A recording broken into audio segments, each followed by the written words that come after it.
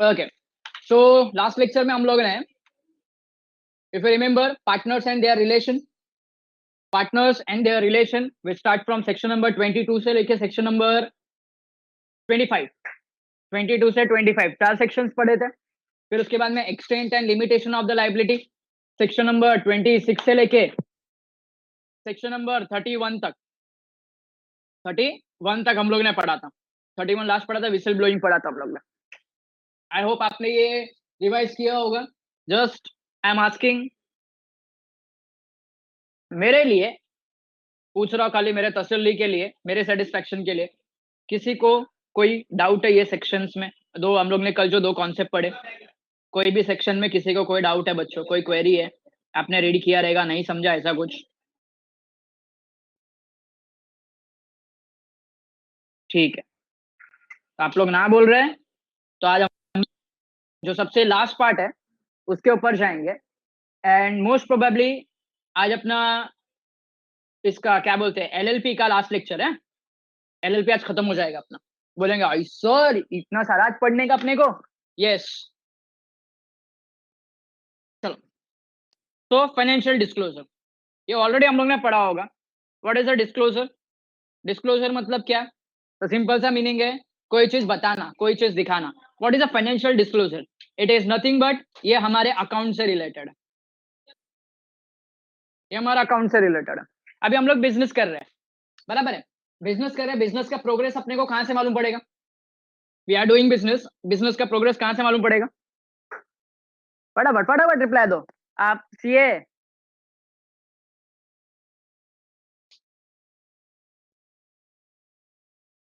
Balance sheet से मालूम पड़ेगा।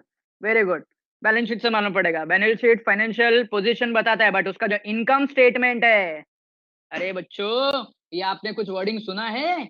ये वर्डिंग याद आती है? Financial statement. मैं एक्चुअली, मेरे को ये वर्डिंग चाहिए था आपके पास से, फाइनेंशियल स्टेटमेंट। ये फाइनेंशियल स्टेटमेंट के अंदर दो चीज मेन इंक्लूड होती है। एक आपका होता है इनकम स्टेटमेंट, जिसको हम अभी बचपन में अभी तक हम लोग बोलते थे उसको profit and loss account, but company में और फॉर्मेट में ये इनकम स्टेटमेंट होता है। एंड सेकेंड आता है बैलेंस शीट। ये दोनों मिलके फाइनेंशियल स्टेटमेंट बनता है। फाइनेंशियल स्टेटमेंट में बहुत कुछ होता है, और सारे फॉर्मेट भी आते हैं। कैश फ्लो स्टेटमेंट होता है, फिर उसके बाद में मैनेजमेंट से रिलेटेड दुनिया भर के स्टेटमेंट होते हैं। बट खाली हमको याद रखने का है, फाइनेंशियल स्टेटमेंट में दो चीज मेन याद रखो, income statement and balance sheet. ना आप प्रॉफिट एंड लॉस अकाउंट नहीं बोलेंगे, ना आप इनकम स्टेटमेंट बोलेंगे उसको।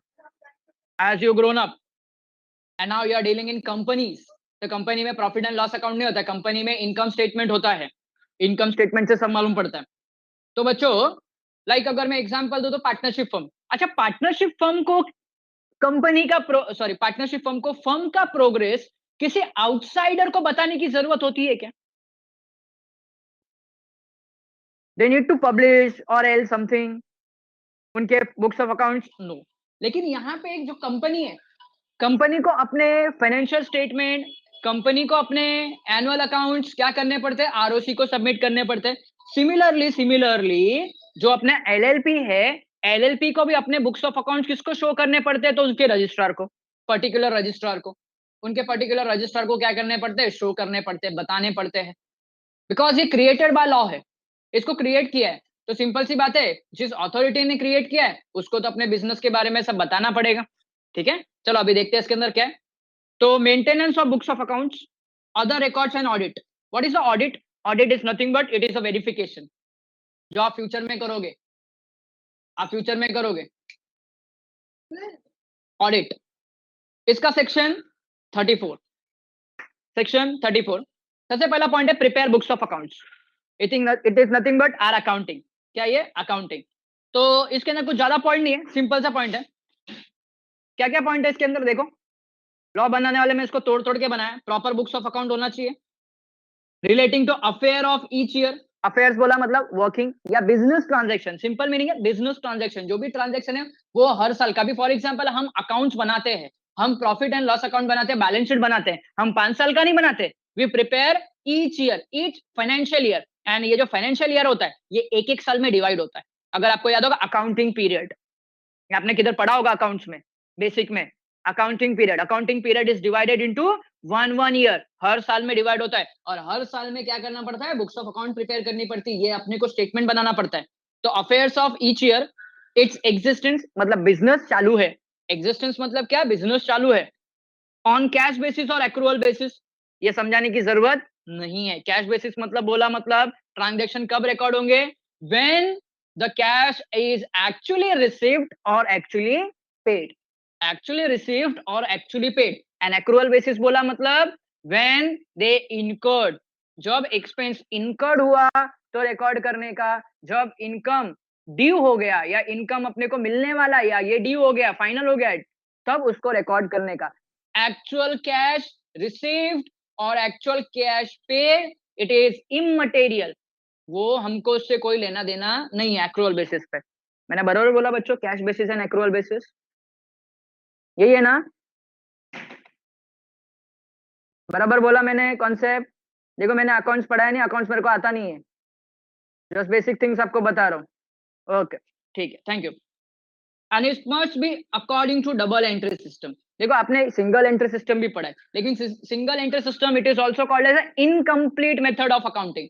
वो इनकम्प्लीट मेथड है, क्योंकि सिंगल एंट्री में क्या होता है, एवरी ट्रांजेक्शन है only one aspect, but double entry system it is universally applicable, it is universally applicable. आपने सिंगल एंट्री सिस्टम के फीचर्स पढ़े होंगे, तो फीचर्स के अंदर आपको बताया होगा single entry system is useful for small trader and partnership firm, but company never adopts single entry system, company always adopt double entry system. तो एलएलपी भी डबल एंट्री सिस्टम फॉलो करेगा, because double entry system is scientific method, it is a complete method of accounting, shall maintain same at its registered office and such period as may be prescribed, as may be prescribed बोला मतलब जितने साल के लिए रखने बोलते हैं वो। अभी फॉर एग्जांपल कंपनी के अंदर फॉर एग्जांपल सेल्स वगैरह कुछ हो गया, सेल्स करते हैं तो उसके इनवॉइसेस वगैरह है, वो ऑडिट करने के भी अलग अलग रूल है। कुछ कंपनीज को बोलते हैं 8 साल तक रखने का, कितना, 8 इयर्स तक फाइल संभाल के रखने का। तो यहाँ पे भी ये पॉइंट है, बुक्स ऑफ अकाउंट आपने मेंटेन किया, तो बुक्स ऑफ अकाउंट के अंदर क्या है, पहला सेक्शन क्या बोलता है, proper, second affairs of the business, that is working of the business transaction. Second, it may be prepared on cash basis or accrual basis, it must be in double entry system, it must be kept at a register office for a particular period बोला मतलब as may be prescribed, as may be prescribed बोला मतलब as per the law, as per the act, आपको act ने कितने time तक रखने बोला है वो। फिर आते हैं सेकेंड सेक्शन में, statement of accounts and solvency. What is that, statement of account and solvency, इसका मतलब क्या है, सॉल्वेंसी का मतलब क्या है बच्चों, सॉल्वेंसी का मतलब क्या हो बताओ जरा।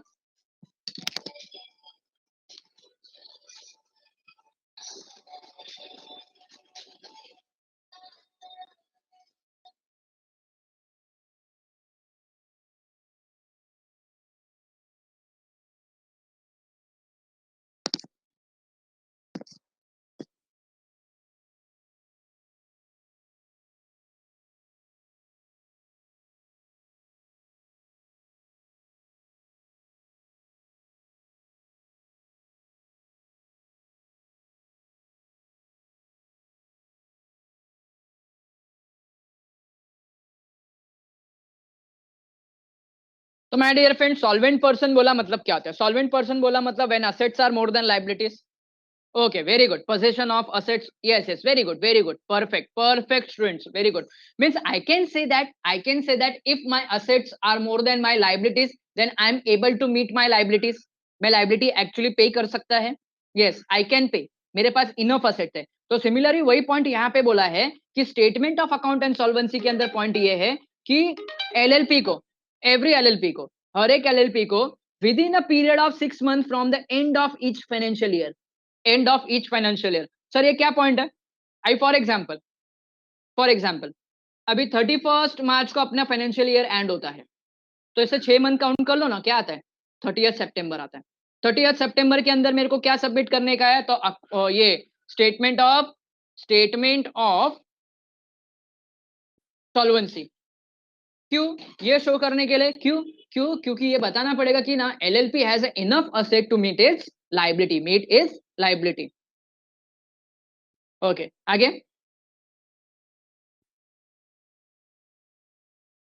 prepare a statement, account and solvency for the said financial year at the last day of the financial year. मतलब क्या? मतलब ये है कि बच्चों इसको सबमिट तो करने का 30 सितंबर तक, लेकिन वो स्टेटमेंट कब तक का होगा? 30 मार्च तक का होगा, लास्ट डेट तक होगा, last day of financial year, तो हम लोग बोल सकते हैं 31 मार्च, 31 मार्च तक का, एंड उसको सबमिट 30 सितंबर के बीच में करने का। आगे का पॉइंट ये तो बार बार हमारे पास आया ही है, सॉरी, प्रिस्क्राइब फॉर्म, और it must be sign by designated partner, it must be signed by designated partner. तो सेकेंड अपना सेकेंड सबसेक्शन क्या बोलता है? तो सेकेंड सबसेक्शन बोलता है कि statement of accounts and solvency within 6 months from the period of each financial year and it is prepared up to the end और last date of the financial year, जिसको हम लोग 31 मार्च बोलते हैं। It must be in prescribe form, and the last point क्या है? Statement must be signed by designated partner. You know very well designated partner कौन होता है? जो डेजिग्नेटेड पार्टनर जो ऑथोराइज पर्सन होता है, जो रिस्पॉन्सिबल होता है कंपनी एलएलपी के एक्ट के लिए। Every LLP shall file within the prescribe time the statement of account solvency prepare pursuant to subsection 2। Sir subsection 2 क्या बोलता है? तो अभी हम लोग ने डिस्कस किया, सबसेक्शन 2 क्या बोलता है? Account and solvency, statement of account and solvency क्या है? With in 6 months, it is in prescribed form, it is prepared up to the last date of financial year, and it must be signed by designated partner with registrar every year in such form and manner and accompanied by such fees। देखो ये जगह जगह पे आता है, देखो हमारा statement है, हम ही उसको दे रहे, और हमको ही क्या पे करने का है? फीस पे करने का है। मे बी प्रिस्क्राइब, ये बार बार वर्डिंग आएगा, ये बार बार तुमको बताऊंगा नहीं। मे बी प्रिस्क्राइब का मतलब क्या है? As per the act, simple भी नहीं किया, एज पर दी एक्ट। चलो next, the accounts of LLP shall be audited in according with the such rule may be prescribed. However, the central government may be notification in official gazette exempt any class or classes of LLP from the requirement of this subsection। चलो ये subsection किसके बारे में बात कर रहा है? तो ये सबसेक्शन बात कर रहा है, सिंपल सा बात कर रहा है ये सबसेक्शन 4, ये बात कर रहा है ऑडिट के बारे में। सर ऑडिट का मीनिंग क्या होता है? तो सिंपल मीनिंग बोलो, ऑडिट का मीनिंग होता है checking of accounts, checking of accounts. Company में हर एक कंपनी को ऑडिट की जरूरत है, एलएलपी को भी ऑडिट की जरूरत है, लेकिन कुछ एलएलपीज ऐसी है जिनको सेंट्रल गवर्नमेंट है, किसने? सेंट्रल गवर्नमेंट ने ऑफिशियल गैजेट, जिसको हम लोग बोलते हैं राजपत्र, ऑफिशियल गैजेट के अंदर जिसका नाम दिया है कि ये कंपनी एग्जम्प्ट है। What do mean by exempt? तो सिंपल मीनिंग बोला, they are free, they are free from audit procedure. उनके ऊपर ऑडिट लागू होगा नहीं, उनको ऑडिट कराने की जरूरत नहीं है। लेकिन वो कौन डिसाइड करेगा? Central government. कौन डिसाइड करेगा? Central government. You know very well, administer करने का काम किसका है? एलएलपी को एडमिनिस्टर करने का काम किसका है बच्चों? एलएलपी को कंट्रोल करने का काम किसका है? ओके, एमसीए एंड आरओसी, बराबर है, बराबर है। और इसको अल्टर और इसके अंदर कुछ नया लेके आने के लिए, चेंजेस करने के लिए, अमेंड करने का पावर किसके पास है? वेरी गुड, अपने भाई के पास है। भाई कौन? Central government. चलो आगे का सेक्शन, सॉरी, चलो सेक्शन नंबर 5। अभी सेक्शन नंबर 5 है ना, किसके बारे में बात कर रहा है? तो सेक्शन नंबर 5 है ना, फाइन के बारे में बात कर रहा है। किसके बारे में? फाइन के बारे में। अभी फाइन के बारे में इन लोग क्या बोल रहे हैं कि अगर अगर ये जो हम लोग ने किसकी किसकी बातें की, तो हम लोग ने कंपनी के अकाउंट्स की बात की, एंड कंपनी के अकाउंट्स के साथ में स्टेटमेंट ऑफ सॉल्वेंसी की बात की। अगर ये इन लोग ने as per prescribe manner submit नहीं किया, प्रिस्क्राइब मैनर सबमिट नहीं किया, they fail to submit, they fail to comply with this subsections. तो अगर नहीं किया तो यहां पे ध्यान दो, एलएलपी को एलएलपी को किसको? एलएलपी को 25,000 से 5 लाख का फाइन। एलएलपी को 25,000 से 5 लाख का फाइन। एंड एंड पार्टनर्स को, कौन से partner? Designated partner. Sir designated partner क्यों? तो designated partner are the responsible for the management of LLP. उनको 10,000 से 1 लाख, 10,000 से 1 लाख। एलएलपी को कितना फाइन? 25 से 5 लाख, एंड डेजिग्नेटेड पार्टनर को 10,000 से 1 लाख। तो हमारा ये पहला जो आज के डे का पहला सेक्शन है, ये पहला सेक्शन बुक्स ऑफ अकाउंट से रिलेटेड था। ओके, चलो नेक्स्ट, एनुअल रिटर्न। अभी एनुअल रिटर्न क्या होता है, तो यहां पे ध्यान दो। अभी अगर एनुअल रिटर्न की बात की ना, एनुअल रिटर्न की बात की, तो annual return it is nothing but, तो इसके अंदर बहुत सारी चीजें आते हैं। फॉर एग्जांपल लिस्ट ऑफ और डॉक्यूमेंट, ये डॉक्यूमेंट होता है जिसके अंदर पार्टनर्स, डेजिग्नेटेड पार्टनर्स, फिर अपने बिजनेस का टर्नओवर, एक्सेट्रा एक्सेट्रा डिटेल दी होती, और ये एनुअल रिटर्न हर साल फाइल करना पड़ता है। सर अगर कंपनी की बात की, तो कंपनी के अंदर डायरेक्टर्स कौन कौन है, फिर उसके बाद में मेंबर्स कितने हैं, शेयर होल्डर कितने हैं, डिबेंचर्स का क्या क्या है, मतलब कंपनी की कुछ इंपॉर्टेंट डिटेल है ना, हर साल आरओसी के पास सबमिट करनी पड़ती है, हर साल रजिस्ट्रार के पास सबमिट करनी पड़ती है कंपनी को। सिमिलरली एलएलपी को भी सबमिट करनी पड़ती है कि हमारे यहाँ कौन कौन डेजिग्नेटेड पार्टनर है, कौन कौन नॉर्मल पार्टनर है, किसकी किसकी क्रेडिटर्स का लिस्ट है, क्या टर्नओवर हो गया है हमारा, ये सब डिटेल हर साल किसको सबमिट करनी पड़ती है? रजिस्ट्रार को। किसको? रजिस्ट्रार को। चलो देखते हैं इसका सेक्शन नंबर 35 का subsection 1 every LLP shall file annual return duly authenticate with the registrar within 60 days of closure of financial year. अच्छा 60 डेज बोला, मतलब मंथ की बात करें तो कितने मंथ्स हो गए? तो अप्रॉक्स 2 मंथ्स। अपना ईयर एंड कब होता है? 30 मार्च, 31 मार्च। क्लोजर ऑफ फाइनेंशियल ईयर बोला ना, क्लोजर ऑफ फाइनेंशियल बोला, क्लोजिंग डेट बोला 31 मार्च, मतलब मार्च के बाद में अप्रैल मई, 2 महीने के अंदर कंपलसरी क्या करने का? सबमिट करने का। आगे ये तो अपना जहां पे भी कुछ सबमिशन की बात आ गई, ये तो पॉइंट इनबिल्ट है। सर मैं तो परमानेंट हूं। Prescribe manner and with prescribe fees. आगे अभी यहाँ पे बात हो रही है फाइन से रिलेटेड। देखो यहाँ पे भी हर जगह ये दोनों सब सेक्शन किसकी बात कर रहे हैं? फाइन। अब तुमको पता है कोई लीगल काम नहीं किया तो कंपनी को भी लगता है, उसके मैनेजर्स को भी लगता है। अब यहाँ पे अपनी कंपनी कौन? एलएलपी। एलएलपी को क्या फाइन है? 25,000 से 5 लाख, बराबर है। अगर ये एक्ट, अगर उन लोग ने ये एनुअल रिटर्न का अगर इन लोग ने फॉलो नहीं किया, तो एनुअल रिटर्न का फॉलो नहीं किया, और उसके बाद में इधर पे डेजिग्नेटेड पार्टनर को कितना लगेगा? तो 10,000 से 1 लाख, 10,000 से 1 लाख, ये फाइन का सेक्शन है, सब सेक्शन है, सॉरी, एनुअल रिटर्न का। ओके, तो my dear friends, section number 34 and section number 35 में किसी को कोई क्वेरी है?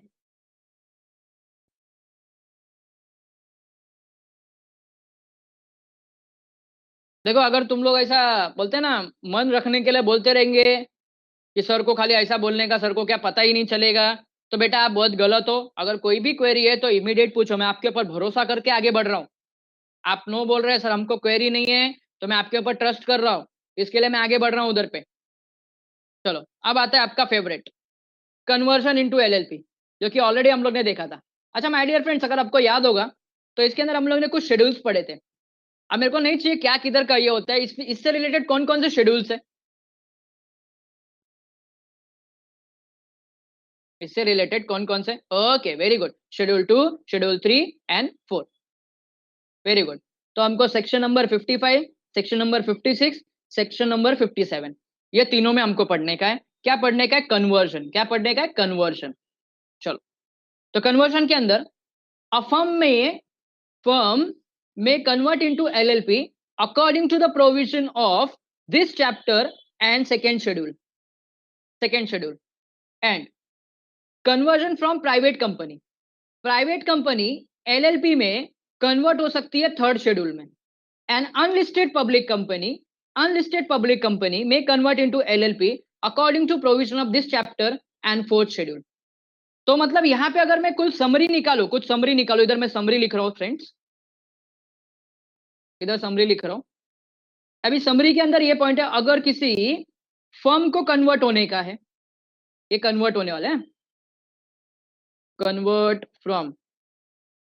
अगर किसी प्राइवेट कंपनी को किसी अनलिस्टेड पब्लिक कंपनी को कन्वर्ट होने का है, तो फर्म को कन्वर्ट होने के लिए फर्म को वहां पे शेड्यूल 2 फॉलो करना पड़ेगा पढ़ाई के प्राइवेट लिए कंपनी को। मेहनत तो सब करते हैं, लेकिन स्मार्ट स्टडी कौन करता है? प्री एग्जाम ऐप के साथ बनाइए अपनी तैयारी super smart. Pre exam app देता है वाइड रेंज के एग्जाम्स की तैयारी, जैसे JEE, NEET, CAT, CA foundation, CSEET, banking, railway, SSC, MBA entrance, SYJC, com, TYBCom और भी बहुत कुछ। Chapter wise tests and mock tests, detailed performance analysis, और अब तैयारी होगी एकदम परफेक्ट। कहीं भी कभी भी पढ़ाई करें। और एक विशाल क्वेश्चन बैंक आपकी तैयारी को बनाए आसान। इंस्टेंट इवैल्यूएशन से तुरंत जानिए अपनी परफॉर्मेंस और पाएं पर्सनलाइज्ड फीडबैक। तो अब देरी किस बात की? प्री एग्जाम ऐप डाउनलोड करें और अपने नाम से रजिस्टर्ड करें और एक विशाल क्वेश्चन बैंक बिल्कुल फ्री और अपनी सफलता की कहानी लिखें। लिंक डिस्क्रिप्शन में है।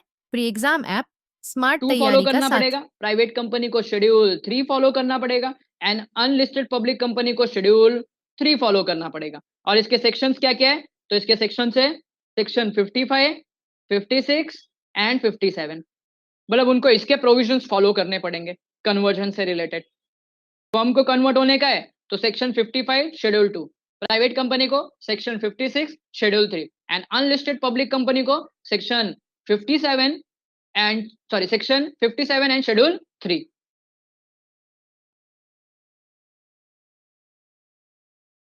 Listed public company, listed public company ये कभी भी कन्वर्ट नहीं हो सकता है, ये कभी भी कन्वर्ट नहीं हो सकता है। आंसर किसने दिया था? कुसुम ने दिया था, इतना मेरे को याद है। कुसुम ने जबरदस्त आंसर दिया था, सर ये कन्वर्ट नहीं हो सकता है। ठीक है, अनलिस्टेड पब्लिक कंपनी है, इट कैन बी कन्वर्टेड। बोलो शुभ, किधर अटक गया?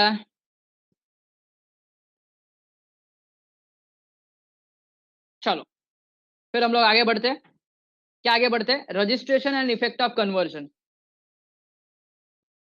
हाँ, सॉरी सॉरी, इधर लिखने में मेरा गलती हो गया, थैंक यू। बस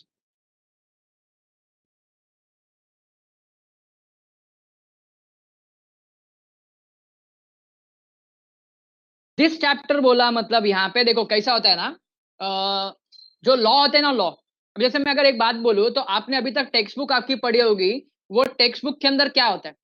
वो टेक्स्ट बुक के अंदर क्या होता है? टेक्स्ट बुक के अंदर पूरे सिलेबस को चैप्टर में डिवाइड करते हैं, चैप्टर को बाद में क्वेश्चंस में डिवाइड करते हैं, that is your sections.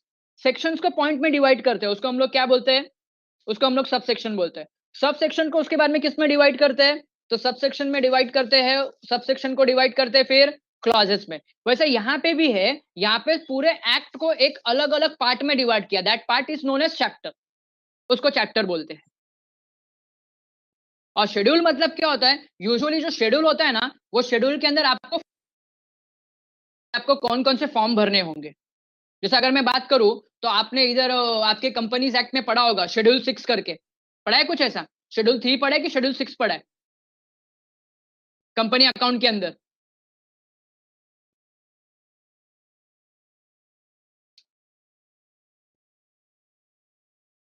Schedule 3 पढ़ा है, शेड्यूल 6 पढ़ा है?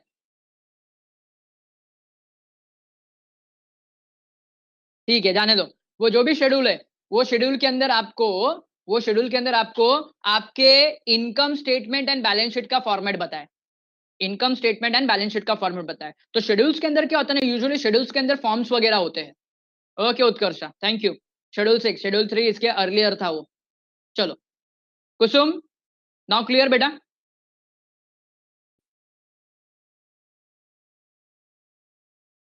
ओके चलो, ना इफेक्ट ऑफ रजिस्ट्रेशन बहुत इंपॉर्टेंट सेक्शन है ये। कन्वर्ट करने के बाद का क्या?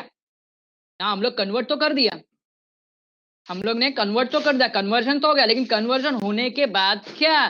फॉर्म क्या होगा? फिर फर्म की लाइबिलिटी क्या होगी, प्राइवेट कंपनी की लाइबिलिटी क्या होगी, तो अभी ध्यान से सुन लो। रीड कर रहा हूं, सब सेक्शन 1 क्या बोलता है। The registrar on satisfying that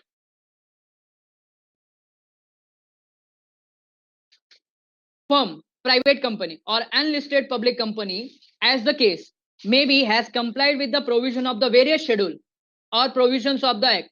Various schedule बोला मतलब schedule 2, 3 and 4, and various provisions बोला मतलब section 55, 56, 57, and the rules made thereunder, register the document and issue certificate of registration in such form the registrar may determine, stating that LLP is on and from the date specified in the certificate, registered under this act.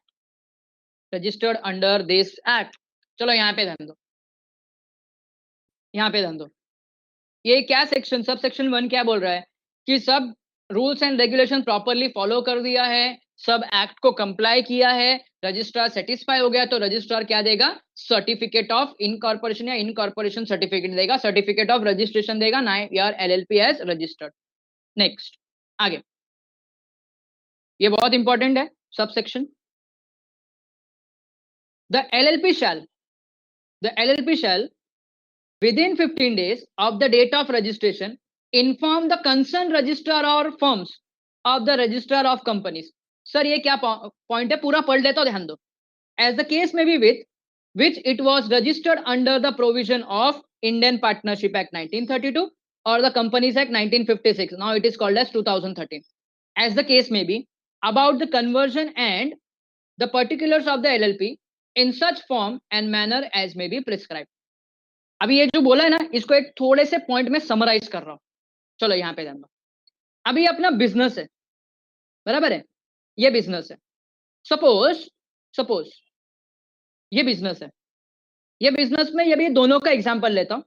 पहले ये business था partnership firm और company था, बराबर है। तो partnership firm बोला मतलब मैं इधर खाली एक्ट का ईयर लिख रहा हूं, 1932 या 2013। पहला 1956 था, अभी 2013। अभी my dear friends, registrar of firm के पास रजिस्टर करना पड़ता है एंड कंपनी को रजिस्ट्रार ऑफ कंपनीज। तो अभी मैं ना मेरे ये कंपनी को या मेरे फर्म को किसमें कन्वर्ट कर रहा हूं, LLP को। अच्छा, LLP को कन्वर्ट किया तो मैंने किसके पास एप्लीकेशन दिया, रजिस्ट्रार के पास। किसके पास, रजिस्ट्रार के पास, बराबर है। रजिस्ट्रार के पास एप्लीकेशन दिया। अब रजिस्ट्रार ने मेरे को क्या बोल दिया, रजिस्ट्रार के लिए क्या बोल दिया मेरे को कि भाई तेरे को रजिस्ट्रेशन हो गया, तेरा सर्टिफिकेट हो गया ना, तू कौन हो गया, तेरे को किसका स्टेटस मिल गया, तू LLP हो गया। अब मुझे बताओ, same business LLP and company दोनों हो सकता है क्या?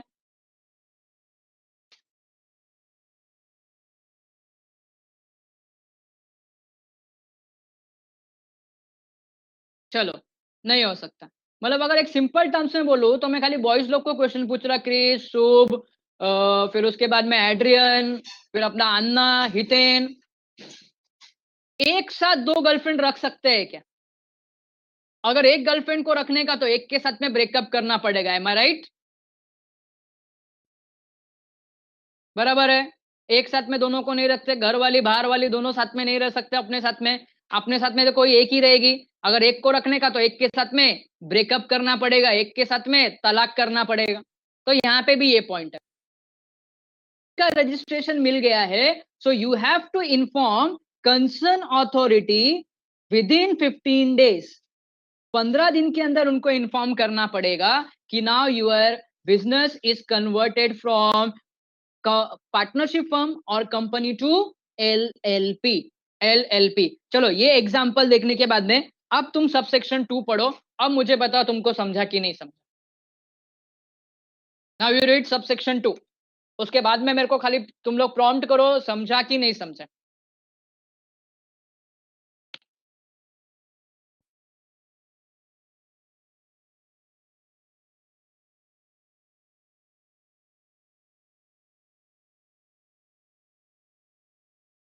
Now read sub section 2।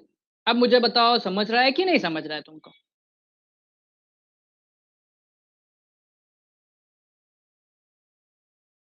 Okay, शुभ को तो ये बाहर वाली घर वाली समझे गए, बॉयज को तो ऐसा जब वजह समझ गया रहेगा, कोई डाउट नहीं है सर, आपने समझा दिया, बस समझ गया हमको। महिला मंडल,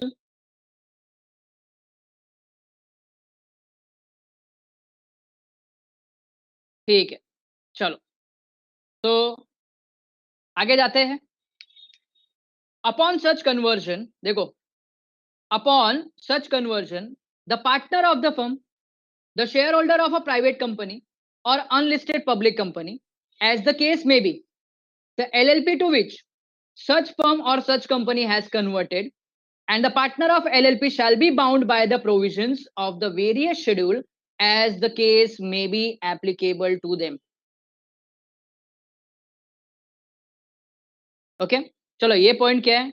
तो पॉइंट ये है बच्चों कि अभी कन्वर्जन हो गया है, आफ्टर कन्वर्जन, आफ्टर कन्वर्जन। अब एक सिंपल सी बात करो, पहले शेयर होल्डर थे, पहले पार्टनर थे, अभी शेयर होल्डर कन्वर्ट हो गए पार्टनर में। तो भाई आपका पहले क्या था? आप शेयर होल्डर थे, आप कौन थे? तो आप पार्टनर थे। Now you are converted into partner, आप क्या हो गए हैं? एलएलपी के पार्टनर रजिस्टर हो गए हैं।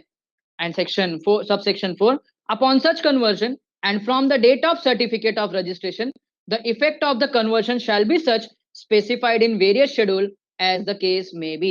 मतलब अभी क्या हो गया है कि एक बार रजिस्ट्रेशन हो गया, एक बार रजिस्ट्रेशन हो गया, नाउ नाउ आपके जो पहले जो आपकी प्राइवेट कंपनी थी, पार्टनरशिप फॉर्म थे, नाउ उनको क्या करना पड़ेगा? उनको क्या एप्लीकेबल हो जाएगा? अभी एलएलपी एक्ट क्या एप्लीकेबल हो जाएगा? LLP act. Third section, sub section में क्या बोला कि नाउ मेंबर्स कौन हो गए? पार्टनर्स हो गए। एंड फोर्थ सब सेक्शन क्या बोलता है कि नाउ आपके फर्म के ऊपर, आपके बिजनेस के ऊपर कौन सा एक्ट एप्लीकेबल है? एलएलपी। कौन सा एक्ट एप्लीकेबल है? एलएलपी। ओके, चलो, effect of the registration, effect of the registration,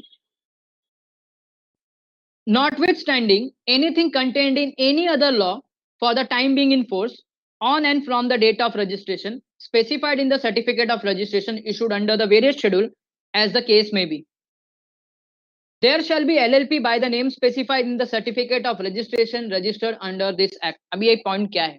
ये पॉइंट है रजिस्ट्रेशन होने के बाद में क्या लीगल स्टेटस आ गया। तो लीगल स्टेटस ये आ गया, तो भाई अभी आपकी कंपनी थी, कंपनी से अभी नाम चेंज होके क्या हो गया? एलएलपी हो गया है। पहला आपका पार्टनरशिप फर्म था, अभी क्या हो गया? एलएलपी हो गया। आपको तो नेम का याद होगा, नेम के अंदर सेक्शन नंबर 15 में पहला ही सब सेक्शन है कि नेम के अंदर कंपलसरी क्या होना चाहिए? एलएलपी वर्ड यूज होना चाहिए। Second, all the tangible all the tangible and intangible property vested in the firm or the company as the case may be, all asset, interest, right, privileges, liabilities, obligation related to the firm or the company as the case may be, and the whole of the undertaking of the firm or the company as the case may be shall be transferred to and shall vest in the limited liability partnership without further assurance act or deed end. चलो यहाँ पे ध्यान दो sir, ये line का मतलब क्या है? तो बच्चों यहाँ पे ध्यान दो, यहाँ पे ध्यान दो, इस सब सेक्शन, इस क्लॉज का क्या मीनिंग है? तो ध्यान से सुन लो। इस क्लॉज का ये मीनिंग है कि पहले असेट कंपनी का था, पहले असेट कंपनी का था, अभी असेट किसका हो गया? एलएलपी का हो गया। पहले कंपनी का था, अभी किसका हो गया? एलएलपी का हो गया। पहले कंपनी का था, अभी किसका हो गया? एलएलपी का हो गया। बराबर है? आगे, लाइबिलिटीज कंपनी की थी, लाइबिलिटीज कंपनी की थी, अब लाइबिलिटी किसकी हो गई? एलएलपी की हो गई। चेंज कुछ नहीं हो गया, खाली नाम चेंज होने के बाद में असेट एंड लाइबिलिटी के ऊपर जो बोलते हैं ना अधिकार था, वो नाम चेंज हो गया। पहले कंपनी की थी, अभी एलएलपी की है। पहला कंपनी का असेट था, अभी एलएलपी का असेट है। पहला कंपनी लाइबिलिटी पे करने वाला था, अब एलएलपी लाइबिलिटी पे करेगी। इंटरेस्ट और जो बाकी चीजें, फॉर एग्जांपल वर्किंग पैटर्न, क्या हो गया कि खाली पहले किसके पास था? असेट पहले कंपनी के पास था, अब आ गया एलएलपी के पास। पहले किसके पास था? लाइबिलिटी कंपनी के पास, अब किधर ट्रांसफर हो गया? एलएलपी पे। किधर ट्रांसफर हो गया? एलएलपी पे। एंड लास्ट क्लॉज क्या है? द फर्म और the company as the case में be shall deem to be dissolve and remove from the records of the registrar of firm or registrar of company as the case may be। मतलब sir ये point क्या हो गया, एक बार LLP में register हो गया, एलएलपी में रजिस्टर होने के बाद में ये अज्यूम हो जाएगा और ये कंफर्म हो जाएगा कि आपकी जो पार्टनरशिप फर्म थी, जो पहले की पार्टनरशिप फर्म थी, नाउ इट इज डिसॉल्व्ड, बंद हो गई है। And registrar of companies, ROC, ROC के रजिस्टर में से आपका नाम क्या हो गया, रिमूव हो गया। You are no more as a company, आप अभी कंपनी नहीं हो, आप एलएलपी हो। आप कंपनी नहीं हो, आप एलएलपी हो। ओके, तो चलो यहाँ पे जरा रजिस्ट्रेशन का देखते हैं। तो रजिस्ट्रेशन के अंदर सबसेक्शन, सेक्शन 58 में सबसेक्शन वन क्या बोलता है, तो सबसेक्शन ये 1 ये बोलता है कि प्रिस्क्राइब फॉर्म भरने के बाद में, फीस भरने के बाद में जब रजिस्ट्रार सेटिस्फाई हो जाएगा तो रजिस्ट्रार क्या इशू करेगा, सर्टिफिकेट। क्या इशू करेगा, सर्टिफिकेट। क्लॉज 2 क्या, सॉरी सबसेक्शन 2 क्या बोलता है, तो सबसेक्शन 2 ये बोलता है कि after the registration, after the incorporation, within 50 days you have to give the notice, you have give to the notice to your before, पहले के रजिस्ट्रार पे, जो तुम्हारा पहले का रजिस्ट्रार है उसको देने का नोटिस, रजिस्ट्रार ऑफ फर्म और रजिस्ट्रार ऑफ कंपनी। क्यों, तो किसके लिए, तो तुम्हारा अभी जो फर्म है वो एलएलपी में कन्वर्ट हो गया। किसमें कन्वर्ट हो गया, एलएलपी में। थर्ड पॉइंट रिलेटेड टू क्या है, तो third point related to persons है। तो रिलेटेड टू पर्सन ये है कि पहले जो पार्टनर थे, पहले जो मेंबर्स थे, शेयर होल्डर थे, now they become a partner, they become a partner in LLP. वो क्या हो गए, पार्टनर हो गए हैं एलएलपी में। एंड लास्ट पॉइंट क्या है, तो लास्ट पॉइंट ये है कि सर्टिफिकेट आने के बाद में कन्वर्जन होने के बाद में एलएलपी एक्ट अप्लाई होगा। क्या होगा, एलएलपी एक्ट अप्लाई होगा। फिर इफेक्ट ऑफ रजिस्ट्रेशन के अंदर 3 क्लॉजेस है। पहला क्लॉज क्या बोलता है कि अभी तुम्हारा नाम एलएलपी के अंदर आ गया, your name is specified in this act, registered in this act। second point, assets and liabilities obligation से related है कि जो obligation तुम्हारी पहले एंटिटी में थी, सेम एप्लीकेशन, अब same obligation, same assets and liability तुम्हारा यहाँ पे है, कहाँ पे, एलएलपी में। And the last one point ये कि एक बार तुम्हारा रजिस्ट्रेशन एलएलपी में हो गया तो it is assume that your partnership has been dissolve, partnership firm dissolve हो गया एंड तुम्हारा कंपनी के रजिस्टर में से your name, your companies name has been removed from the register of the registrar, from the register of registrar. Friends, section number 58 कोई तकलीफ है, कोई सेक्शन वापस से समझाने का है, कोई क्लॉज वापस से समझाने का है, कोई सब सेक्शन वापस से समझाने का है?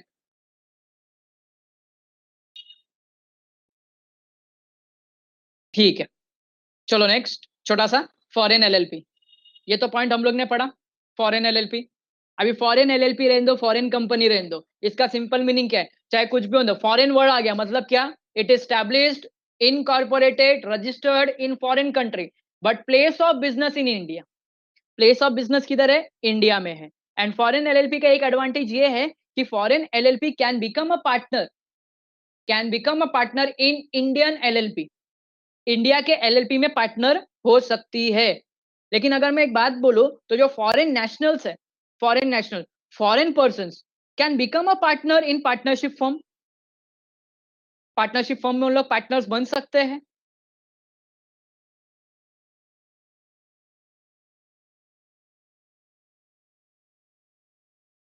तो आंसर इज नो, सर नहीं बन सकते। फॉरेन पार्टनर्स या फॉरेन पर्संस इंडिया में पार्टनरशिप फर्म में पार्टनर नहीं बन सकते, उन लोग पार्टनर नहीं बन सकते। ठीक है, चल ना फॉरेन एलएलपी, फॉरेन एलएलपी का अपना सेक्शन 59, 59 है सेक्शन 59। चलो, द सेंट्रल गवर्नमेंट आ गया अपना भाई, make the rules for provision in relation to establishment of place of business, that is a very important, place of the business by foreign LP within India and carrying on their business therein by applying or incorporating with such modification as appear appropriate the provisions of the Companies Act 1956 or such regulatory mechanism with such composition as may be prescribed। Sir ये point क्या है, तो ये point ये है कि foreign LLP से, देखो एलएलपी बोला मतलब इसके कुछ फीचर्स कंपनी के भी है, तो इसके ऊपर कंपनीज एक्ट अप्लाई होता है। अच्छा, कंपनीज एक्ट अप्लाई होता है बट पार्टनरशिप एक्ट अप्लाई होता है क्या? Companies act can be apply, we can, और government can apply companies act, but partnership act apply नहीं होगा। Negative section, section number 4, negative section, section number 4, doubt है? Okay,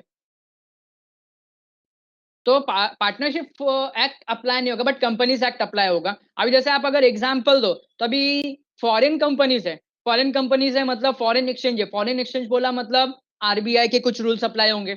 अगर आपको याद होगा तो फेमा एंड फेरा, ये नाम कभी सुना होगा तो और कोई भी मैकेनिज्म, मैकेनिज्म बोला मतलब कोई रेगुलेटरी बॉडी है, रेगुलेटरी बॉडी है, तो रेगुलेटरी बॉडी को भी अगर कुछ रूल्स बनाया हुआ तो वो रूल्स भी फॉरेन एलएलपी पे अप्लाई होगा।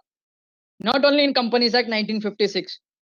देखो अभी तक इसके गैजेट में चेंज नहीं किया 1956, इसके गैजेट में 1956 ही है, बट एक्चुअली में भी कंपनीज एक्ट अपना क्या हो गया 2013 हो गया, क्या हो गया 2013। लेकिन अभी भी मैंने लेटेस्ट अभी इसके एमसीए के साइट पे चेक किया, वहां पे भी उसके वर्डिंग के अंदर 1956 ही है, कंपनीज एक्ट 2013 नहीं किया है। ओके, मतलब यहाँ पे अगर कुछ रूल अप्लाई हो रहा है तो 1956 का रूल अप्लाई हो रहा है स्टिल, हाँ, स्टिल 1956 का रूल अप्लाई हो रहा है।